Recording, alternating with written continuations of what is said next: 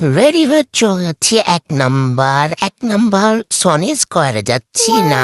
আজকে আমরা সনিপ্লেক্স মুভি দেখবো না, আমরা ওয়েট করতেছি আমার বড় আপুর জন্য। আমাদেরকে আসতে বললে তাড়াতাড়ি সে আসেই না। এরপরে আমরা একটু ঢং করে ভিডিও করলাম, কাজ নেই তো কি করবো। অবশেষে তাকে অনেক খুঁজাখুঁজির পরে তার সন্ধান পাওয়া গেল, সে এসেছে।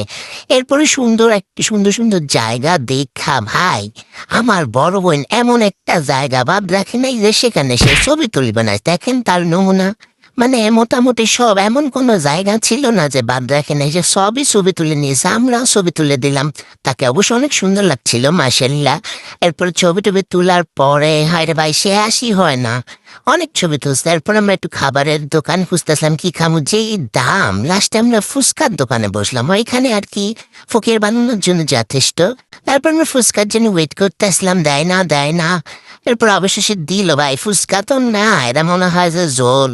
এরপরে আমরা কল কফি খেলাম, এরপরে যাইতাছি গা ভাই, ফুচকা মজা না, জীবনও আসবো না, যাই না যা।